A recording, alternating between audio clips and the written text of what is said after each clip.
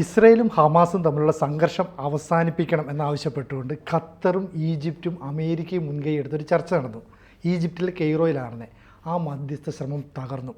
അപ്പോൾ അതിൻ്റെ അടിസ്ഥാനത്തിൽ ഗാസയിൽ പ്രവർത്തിക്കുന്ന അവസാനത്തെ ആശുപത്രിയും വിട്ടുപോകണമെന്ന് ഇസ്രായേൽ ആർമി ആവശ്യപ്പെടുകയാണ്.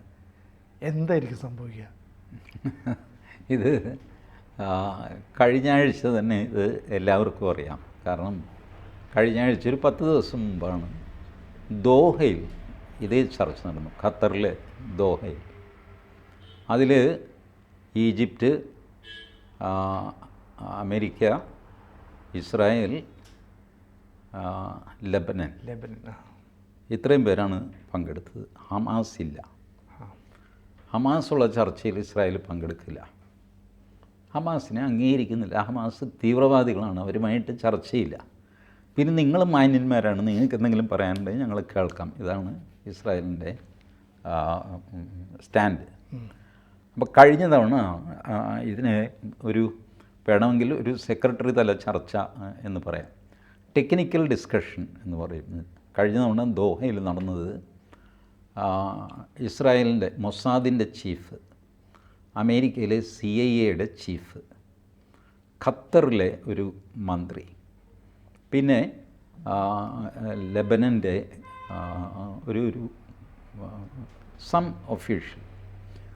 ഇവരുടെ ഈ അന്താരാഷ്ട്ര ചർച്ചകളെല്ലാം നടക്കുന്നത് ഇങ്ങനെയാണ്. ആദ്യം ടെക്നിക്കൽ പ്രോബ്ലംസ്, ടെക്നിക്കൽ എന്ന് പറഞ്ഞാൽ സാങ്കേതിക യന്ത്രസംബന്ധമായല്ല, ടെക്നിക്കൽ ഇഷ്യൂസ് എന്നാണ് അവർ പറയാറുള്ളത്. ഇപ്പോൾ 100 ഇഷ്യൂസുണ്ട്. അതിൽ 40 ഇഷ്യൂസ് നമുക്ക് നമ്മുടെ ലെവലിൽ തന്നെ ഇപ്പോൾ എഗ്രി ചെയ്തങ്ങ് തീർക്കാവുന്നതേ ഉള്ളൂ. ബാക്കി 60 ഇഷ്യൂ മാത്രം മുകളിലേക്ക് പോയാൽ മതി. അപ്പോൾ ആ 40 ഇഷ്യൂ എടുത്തേ, ഓക്കെ, എവരിബഡി എഗ്രീസ്, കഴിഞ്ഞു.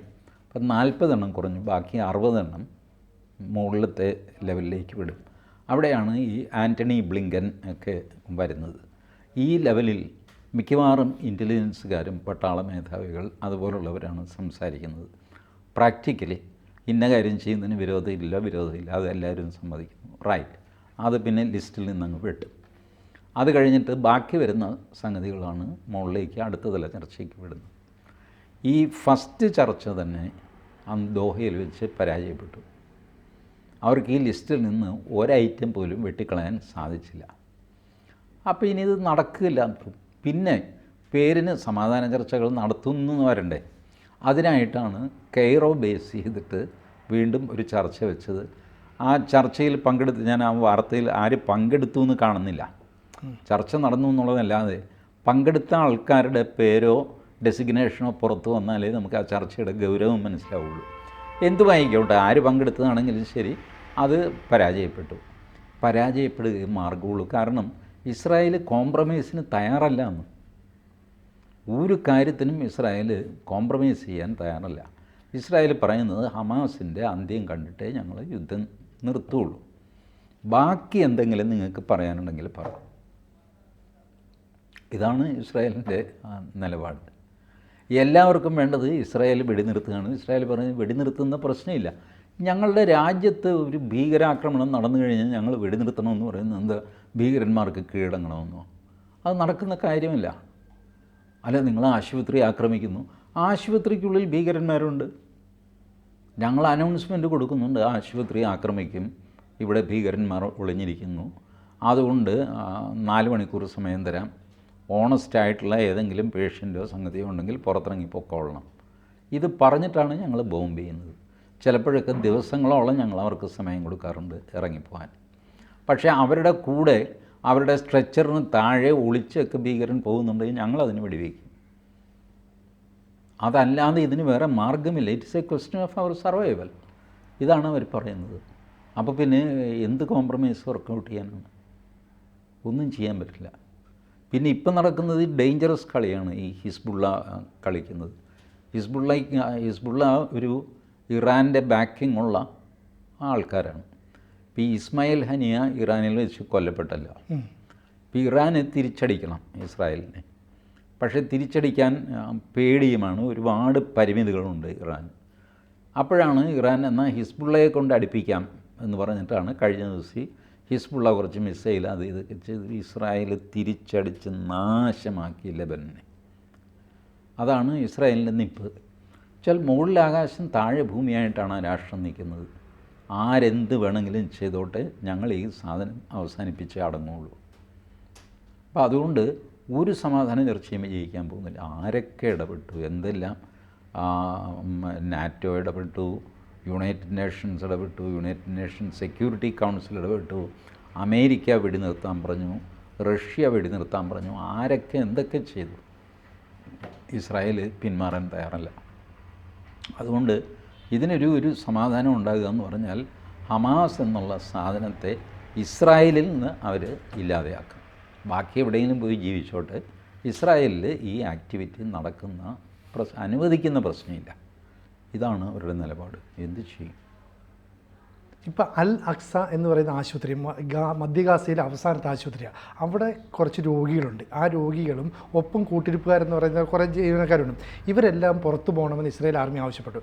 ഇപ്പം കേരളത്തിലെ മാധ്യമങ്ങളെല്ലാം പറയുന്നു ഇങ്ങനെ ഇവരെല്ലാം കൂടെ പുറത്തേക്ക് പോകുന്നു, രോഗികൾ, നാട്ടുകാർ ഇവരെല്ലാം കൂടെ കഷ്ടപ്പെട്ട് പുറത്തേക്ക് പോകുന്ന കണ്ടോ, ഇതോടുകൂടി ഇസ്രായേലിൻ്റെ തനി സ്വരൂപം പുറത്തറിയുകയാണ്. അപ്പോൾ ഇനി അങ്ങനെ ഒരു നെഗറ്റീവിലേക്കാണോ കാര്യങ്ങളെത്തുക? ഈ കേരളത്തിലെ മാധ്യമങ്ങൾ എന്ന് പറഞ്ഞാൽ ശരിയല്ല. കേരളത്തിലെ ഒരു മാധ്യമം പത്രം പ്ലസ് മീഡിയ വൺ ചാനൽ, അവരാണ് ഇപ്പോൾ ഇത് കൊണ്ട് നടക്കുന്നത്. ബാക്കിയുള്ളവരൊക്കെ അകത്തെ പേജിലൊരു വാർത്തയായിട്ട് മാറ്റി. CPM ആണ് പാലസ്തീൻ എന്ന് പറഞ്ഞിട്ട് വലിയ ബഹളം വെച്ച് തുടങ്ങിയത്. അത് കഴിഞ്ഞു. അത് തെരഞ്ഞെടുപ്പ് ആവശ്യത്തിന് വേണ്ടിയിട്ടായിരുന്നു. അത് കഴിഞ്ഞപ്പോൾ അവരും അത് വിട്ടു. ഇപ്പോൾ വെറുതെ പാലസ്തീൻ ഹമാസ് എന്നൊക്കെ പറഞ്ഞു കഴിഞ്ഞാൽ കേരളത്തിലെ ആൾക്കാർ ചിരിക്കാൻ തുടങ്ങും. നിനക്കെന്താണ് വട്ടാണല്ലോ, വീട്ടിൽ എന്ന് പറഞ്ഞു വിടുന്ന അവസ്ഥയാണ്. ആരെ ഇപ്പോൾ ഹമാസിനെ പിന്തുണയ്ക്കുക? പിന്നെ ഈ മാധ്യമം പത്രവും മീഡിയ വൺ ചാനലും അവർക്കാവുന്ന പോലെ അവർ കിടന്ന് കരയുന്നുണ്ട്.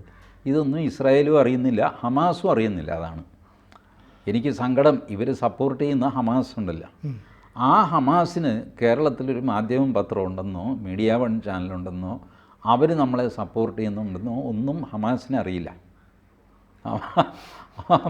ഇവർ ഫ്രീ ആയിട്ട് കുറേ പിന്തുണ കൊടുത്തുകൊണ്ടിരിക്കുന്നതല്ലാതെ. ഇസ്മായിൽ ഹനിയയെ കൊന്ന ദിവസം, ഇവിടെ നമ്മുടെ മുണ്ടക്കൈ ചൂരൽമല അപകടം നടന്ന ദിവസമാണ്, അതിൻ്റെ തൊട്ടടുത്ത ദിവസമാണ് ഇസ്മായിൽ ഹനിയ കൊല്ലപ്പെടുന്നത്. അന്ന് ആ മഴയത്ത്, സ്ഥലം കണ്ടാൽ കോഴിക്കോടാണെന്ന് തോന്നും, ഞാൻ ആ വീഡിയോ സോഷ്യൽ മീഡിയയിൽ പ്രചരിച്ചിരുന്നു. ഇസ്മായിൽ ഹനിയയെ കൊലപ്പെടുത്തിയതിനെതിരെ ജാഥ നടത്തിയ ടീമാണ് ഇവരൊക്കെ. അത് നടത്തിയത് SIO ആണ്, സ്റ്റുഡൻസ് ഇസ്ലാമിക് ഓർഗനൈസേഷൻ ആണെന്നാണ് എൻ്റെ ഓർമ്മ, ജാഥ. ബട്ട് ഈ റാഡിക്കൽ ഇസ്ലാമിൻ്റെ ഒരു പ്രകടനം, ചെറിയൊരു പ്രകടനം, വലിയ ആളൊന്നുമില്ല, ഒരു 50-60 പേരേ ഉള്ളൂ. പക്ഷേ അവരത് ചെയ്തു. സ്ത്രീകൾ ഉൾപ്പെടെയുള്ളവർ പങ്കെടുത്തു. നിങ്ങളുടെ മുണ്ടക്കയും ചൂരമലയും ഒന്നും അവർക്ക് പ്രശ്നമല്ല, അവർക്ക് പ്രശ്നം ഹമാസാണ്. ആ ഒരു മെസ്സേജാണ് അവർ കൊടുത്തത്. ഞാനോർത്ത് CPM ചാടി വീഴും. അതിൽ CPM വീണില്ല. CPMന് എന്താണെന്ന് വെച്ചാൽ കഴിഞ്ഞ തെരഞ്ഞെടുപ്പിൽ അവരുടെ അണ്ടം കയറി നിൽക്കുക, ഹിന്ദു വോട്ട് നഷ്ടപ്പെട്ടു. അതുകൊണ്ട് CPM ഇപ്പോൾ അതിന് തയ്യാറല്ല, മുസ്ലിമുമായിട്ട് ഐഡൻറ്റിഫൈ ചെയ്യാൻ തയ്യാറല്ല. പക്ഷേ CPMന് അതിൽ ലക്ഷ്യമൊന്നുമില്ല കേട്ടോ. കാരണം റാഡിക്കൽ ഇസ്ലാമിൻ്റെ ഗ്രിപ്പിൽ വന്നു കഴിഞ്ഞൊരു പാർട്ടിയാണത്. ഇനി അവർക്ക് അതിൽ നിന്ന് രക്ഷപ്പെടാനൊന്നും സാധ്യമല്ല. ബട്ട് കേരളത്തിൽ എന്തും നടന്നോട്ടെ, അതൊന്നും ഇസ്രായേലിനെയും ബാധിക്കുന്നില്ല, ഹമാസിനെയും ബാധിക്കുന്നില്ല. ഇസ്രായേൽ സിംഗിൾ പോയിൻ്റ് അജണ്ടയിലാണ്, ഞങ്ങൾ ഇത് അവസാനിപ്പിച്ചേ അടങ്ങുള്ളൂ. സിനുജി ആലോചിച്ച് നോക്ക്, ഈ നെതന്യാഹുവിനെതിരെ അഴിമതി ആരോപണം വന്ന് സുപ്രീം കോടതി ജഡ്ജ്മെൻറ്റ് എന്തൊക്കെയോ ഉണ്ട്. നെതന്യാഹു രാജിവെക്കണം എന്ന് പറഞ്ഞിട്ട് അവിടെ പ്രകടനം നടന്നു. ആ സമയത്താണ് ഇവർ കയറി അലമ്പ് കാണിക്കുന്നത്. അപ്പോൾ അവർ മാറി, നെതന്യാഹു രാജിവെക്കേണ്ട, ഈ ഹമാസ് പ്രശ്നം തീർന്നിട്ട് ബാക്കി നമ്മൾ തമ്മിലുള്ള പ്രശ്നം വേറെ തീർക്കാമെന്ന് പറഞ്ഞിട്ട് അവരെല്ലാം കൂടെ ഒറ്റക്കെട്ടായിട്ട് അടിക്കാൻ തുടങ്ങി. വല്ല കാര്യമുണ്ടോ? അപ്പോൾ ഈ പോക്രിത്തരം കാണിച്ചതിന് ഇവർ വില കൊടുത്തേ മതിയാവൂ. നമ്മളെപ്പോലെ ഒരു സോഫ്റ്റ് സ്റ്റേറ്റ് അല്ല ഇസ്രായേൽ. അത് എല്ലാവരും മനസ്സിലാക്കുന്നത് നല്ലതാണ്. ലോകത്തിലെല്ലാവർക്കുമൊക്കെ അറിയാം. ഇവിടെ ഈ മാധ്യമത്തിനും മീഡിയ വണ്ണിനും ഒക്കെയാണ് അറിഞ്ഞുകൂടാത്തത്. ബാക്കിയുള്ളവർക്കെല്ലാം കാര്യം അറിയാം. അതുകൊണ്ടാണ് അവരൊക്കെ ഒതുങ്ങിയത്. ഇപ്പോൾ മുസ്ലിം ലീഗിന് പാലസ്തീൻ വേണ്ട, കോൺഗ്രസ്സിന് പാലസ്തീൻ വേണ്ട, പിണറായി വിജയന് ഒട്ടും വേണ്ട. ആകെ വേണ്ടത് ഈ പറഞ്ഞ മാധ്യമത്തിനാണ്. അവർ കൊണ്ടു നടക്കട്ടെ, അല്ല ഇപ്പോൾ എന്ത് ചെയ്യും? 10 മാസം കൊണ്ട് 40,435 പേരെ ഇസ്രായേൽ കൊന്നു എന്നാണ് അവർ പറയുന്നത്.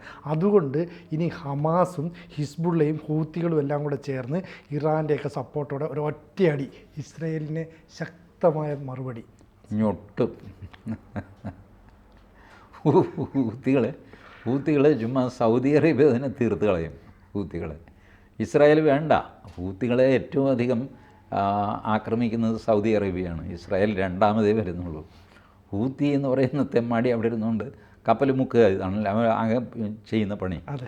അത് അവസാനിപ്പിക്കാൻ ഇപ്പോൾ കപ്പലുകൾക്ക് സംരക്ഷണം കൊടുക്കുന്നത് ഇന്ത്യൻ നേവിയാണ്. വെറുതെ ഹൂത്തിയാണെന്ന് പറയുന്ന 4 തെമ്മാടികൾ അവിടെ ഇത് റോക്കറ്റ് അയച്ചു കഴിഞ്ഞാൽ വിവരം അറിയാം യമൻ്റെ ഔദ്യോഗിക പിന്തുണയും ഹൂത്തികൾക്കില്ല. യമനിലുള്ള ഒരു റൗഡി സംഘം ആണ് ഹൂത്തി. അതുകൊണ്ട് ഹൂത്തിയെ വെച്ചും ഹിസ്ബുള്ളയെ വെച്ചും ഒക്കെ എന്തെങ്കിലും ചെയ്യാം. വെറുതെ വ്യാമോഹിച്ചിട്ട് കാര്യമില്ല. ചെയ്യാനാണെങ്കിൽ ഇതിനോടൊന്നും ചെയ്യാമായിരുന്നല്ലോ. 10 മാസമായില്ലേ. ഇപ്പോൾ ദൈവം 1 വർഷമാകാൻ പോകുന്നു. ഒക്ടോബർ വരുമ്പോൾ 1 വർഷമാകും. അപ്പോൾ പിന്നെ എന്താ ഇവർ ചെയ്യാൻ പോകുന്നത്? ഒന്നുമില്ല, വെറുതെ പൊങ്ങച്ചം പറയാമെന്ന് മാത്രമേ ഉള്ളൂ.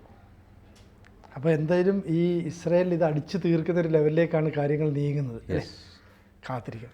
കൂടുതൽ വാർത്തകളും വിശേഷങ്ങളും നിങ്ങളിലേക്ക് എത്താൻ ABC മലയാളം സബ്സ്ക്രൈബ് ചെയ്യുക, ബെൽ ബട്ടണും അമർത്തുക.